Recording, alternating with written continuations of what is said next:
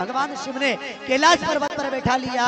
और जब कैलाश पर्वत पर बैठा तो उसी के परिवार में, उस देवराज के परिवार में एक और ब्राह्मण हुए।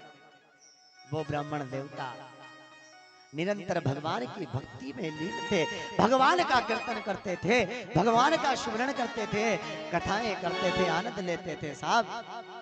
लेकिन एक दिन जब दोनों पति पत्नी बैठे हुए थे, तो जब दोनों पति पत्नी आपस में बैठे तो पत्नी कहती, बोले स्वामी आप भगवान शिव को निरंतर इतना भजते हैं, आप भगवान शंकर को इतना भजते हैं, तो क्या वो भोलेनाथ वो उगड़दानी हमारे घर आएगा? बोले हाँ। भगवान शिव को आप निरंतर भजो, वो दौड़ा चला आएगा। तो उस बिंदुक नाम के ब्राह्मण, क्या नाम था? बिंदुक, उस ब्राह्मण का, और उनकी पत्नी का नाम था चंचुला, चंचुला देवी। जब चंचुला देवी और बिंदुक नाम का ब्राह्मण दोनों आपस में बैठे, पति पत्नी, दोनों के मन में यही विचार था कि भगवान शिव को भजने पर, भगवान शंकर को भजने पर क्या भगवान शिव आता है? बोले हाँ भगवान शिव आता है, लेकिन वो भाव, वो भावनाएं हमारे अंदर होना चाहिए। हम भगवान को बुलाए तो कैसे बुलाए?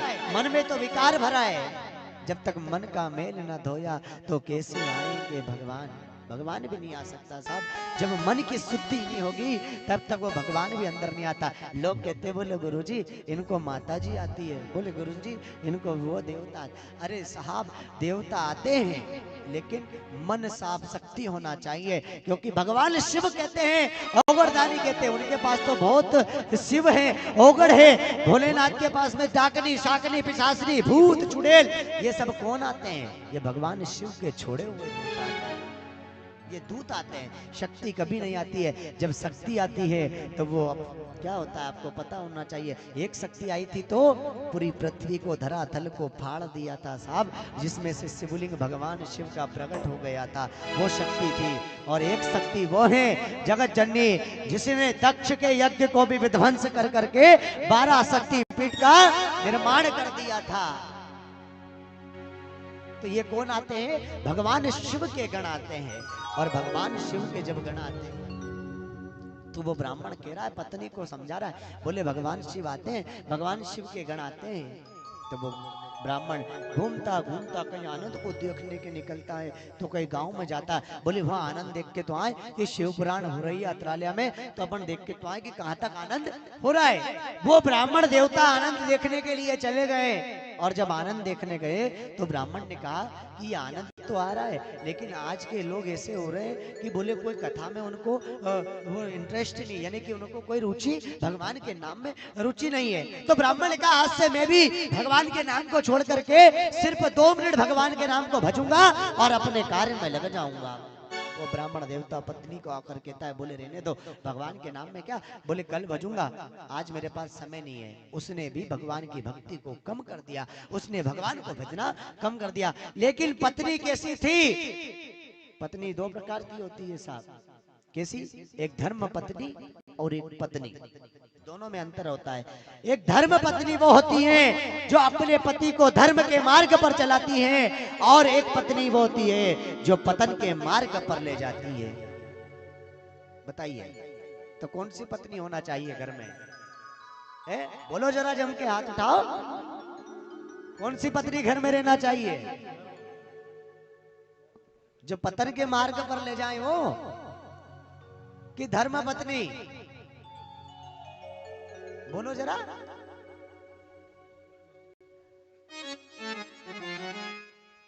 वाह, धन्य है। हमें कैसी पत्नी होना चाहिए?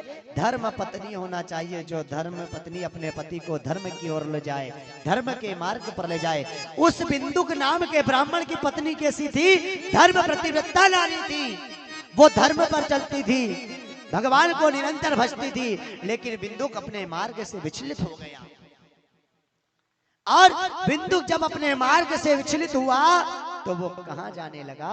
शराब पीने लगा, वेश्यालय जाने लगा, भगवान के नाम को छोड़ दिया। कभी भगवान के नाम को भजता ही नहीं, कभी भगवान के नाम का कीर्तन करता ही नहीं।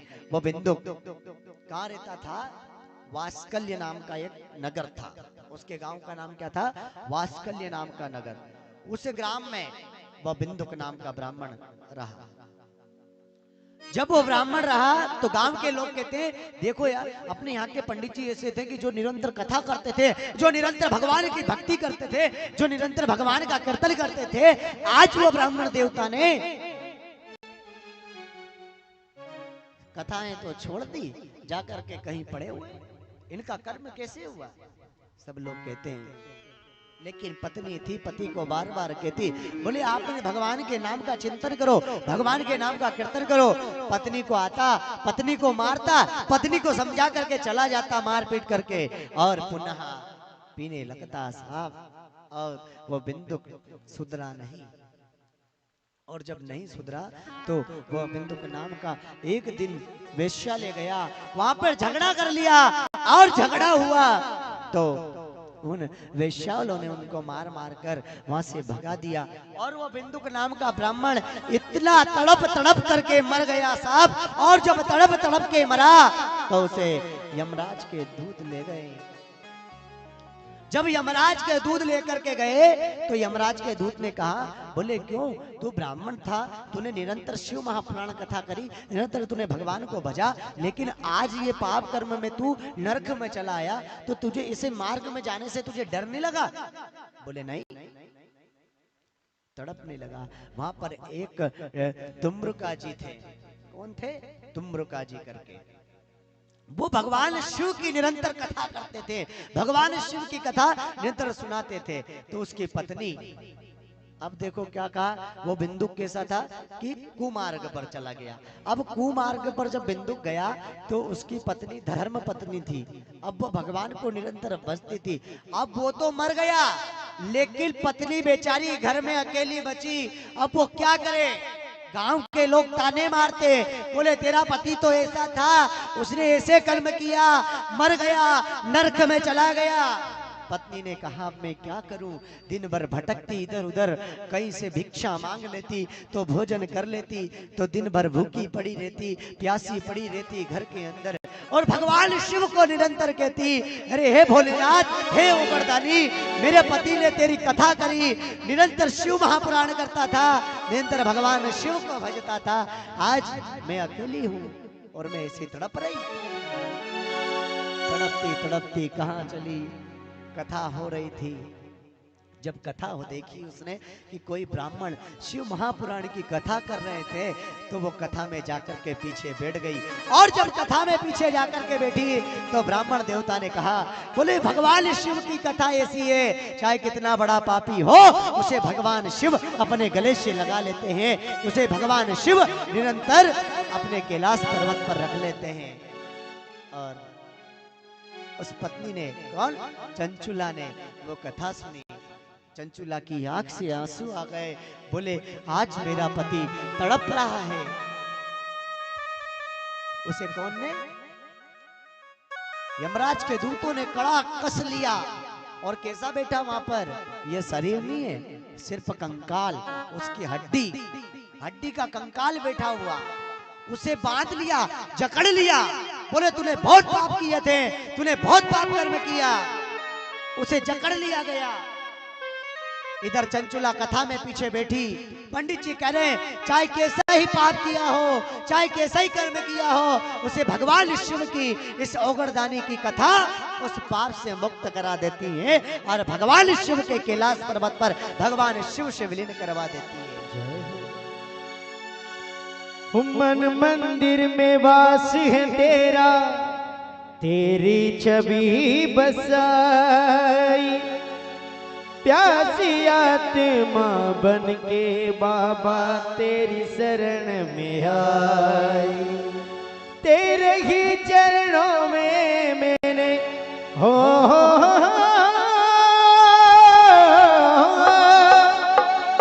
तेरे ही चरणों में मैंने पाया है विश्राम। ऐसी सुबह न आए ना है सीसाम, ऐसी सुबह न आए ना है सीसाम। जिस दिन जुबा पे मेरी आए ना शिव का नाम, ओम नमः शिवाय, बोलो ओम नमः शिवाय। ओम नमः शिवाय, ओम नमः शिवाय। बड़े भाव से दोनों हाथ उठाते हुए हरि बोल।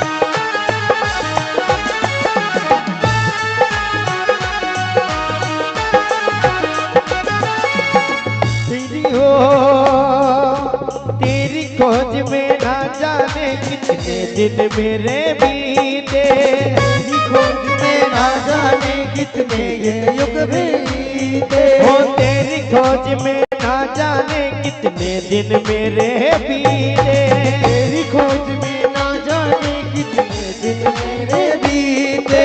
अंतिम काम क्रोध सब हारे हैं भोले तुम जीते, अंतिम काम क्रोध सब हारे हे भोले तुम जीते। मुक्त किया है तुमने भोले हो, मुक्त किया है तुमने भोले, तुमको सत प्रणाम। ऐसी सुभान आए आए ना ऐसी शाम,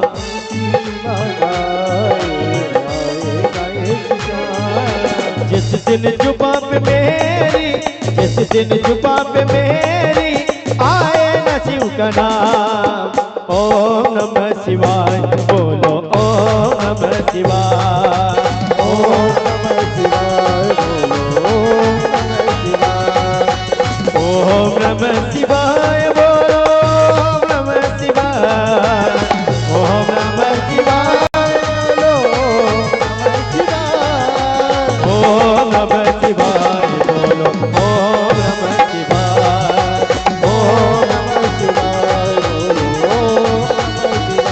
शिव है शक्ति, शिव है भक्ति, शिव है मुक्ति धाम, शिव है ब्रह्मा, शिव है विष्णु, शिव है मेरे राम।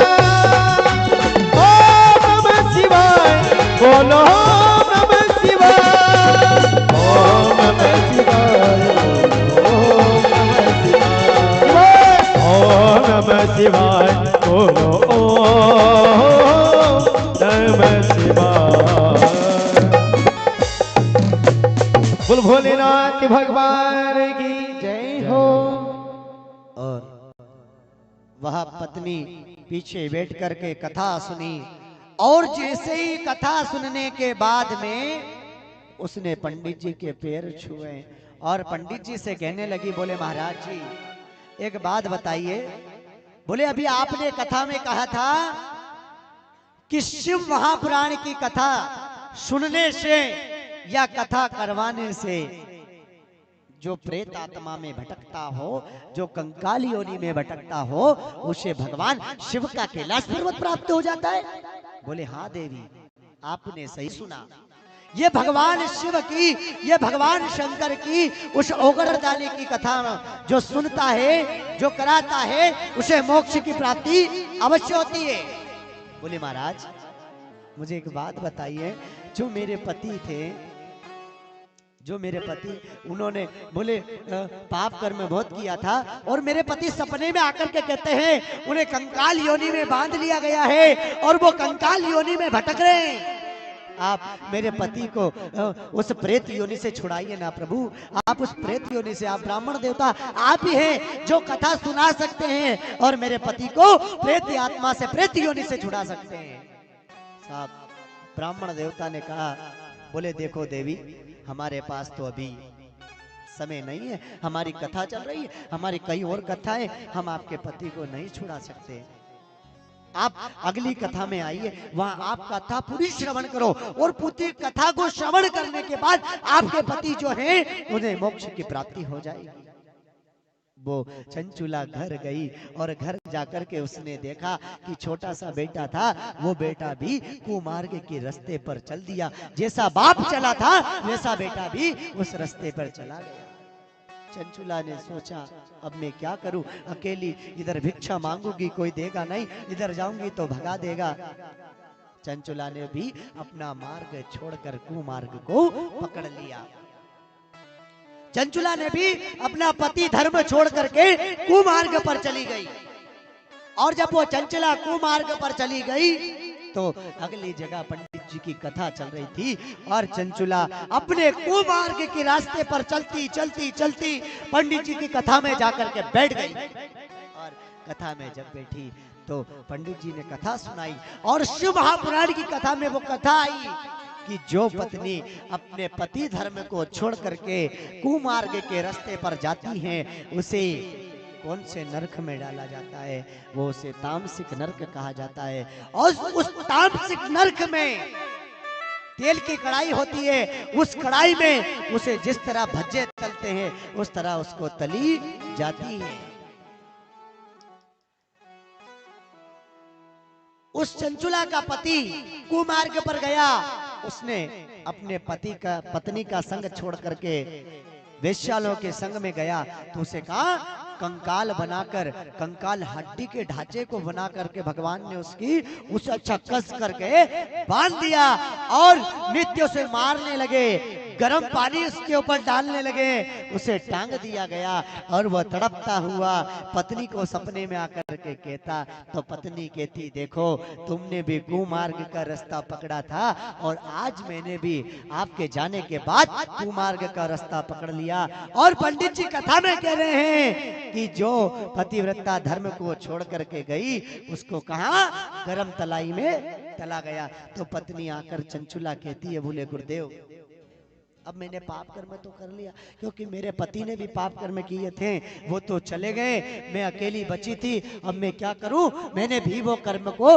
उनके रास्ते को पकड़ लिया, अब मैं भी दुराचारी तो बन गई। अब आप ही ऐसे हैं जो महाराज जी आप कथा सुना करके मुझे पुनः भगवान की प्राप्ति करा सकते हैं। चंचुला से कहा बोले काम करो देवी तुम जाकर के कथा को श्रवण करो। और उस चंचुला ने कथा को श्रवण किया और जब कथा श्रवण कर रही तो पंडित जी कह रहे हैं, फिर बात सुना रहे हैं पंडित जी, बोले देवी तुमने पाप कर्म तो बहुत किया, लेकिन पाप के साथ में अगर भगवान को भजती, अगर भगवान का कीर्तन करती, अगर भगवान का सुमिरन करती तो आज तुझे ये दिन देखने को प्राप्त नहीं होते। चंचुला रो रही है, आंख से आंसू निकल रहे हैं, पति तड़प रहा है। बोले महाराज ठीक है, मैंने कुमार्ग का रास्ता तो पकड़ा, मैं कुमार्ग में तो गई, लेकिन आप ये बताइए जो मेरे पति भगवान शिव की कथा निरंतर करने वाले, भगवान शिव की कथा निरंतर सुनने वाले, वो भी तो कुमार्ग के रास्ते पर गए थे। तो बोले चंचुला तेरा पति को कंकाल बनाकर बैठाया और तुझे भी मरने के बाद मोक्ष की प्राप्ति नहीं होगी, तुझे भी नरक की प्राप्ति करना पड़ेगी, तू भी नरक में भोगती रहेगी। बोले महाराज क्या करूं? बोले एक काम कर, श्रावण मास चल रहा है, भगवान शिव का श्रावण मास है और श्रावण मास में यह कथा भगवान शिव की शिव महापुराण चल रही है, इस शिव महापुराण कथा को तू श्रवण कर और भगवान शिव से मन में प्रार्थना कर कि हे भोलेनाथ आप तो स्वयं देवादि देव महादेव हैं, आप मेरे पति को उस राक्षस के चुंगल से छुड़ा करके उसे कैलाश पर्वत पर बैठा लीजिए। भगवान शिव ने कहा बोले गुरुदेव तो भगवान शिव की कथा निरंतर कथा सुनने से क्या मेरा पति उस प्रेत योनि से, उस कंकाल योनि से छूट जाएगा? बोले हाँ कंकाल योनि से तेरा पति छूट जाएगा। चंचुला गई और चंचुला दर दर भटकने लगी और जब भटकती हुई पुनः एक महाराज बैठे थे तो उनसे कहा बोले महाराज क्या आप शिव महापुराण की कथा सुना सकते? बोले देवी मैं तो शिव महापुराण कथा नहीं सुना सकता। बोले क्यों? बोले हाँ मैं शिव महापुराण कथा नहीं सुना सकता। बोले क्यों, क्या हुआ? बोले बस कलयुग में यानी कि कैलाश पर्वत पर यम मार्ग में एक ऐसे ही देवता हुए हैं जिनको शिव महापुराण याद है, बाकी किसी को शिव महापुराण कंठस्थ याद नहीं है। बोले वो कौन है? बोले बस एक ही है।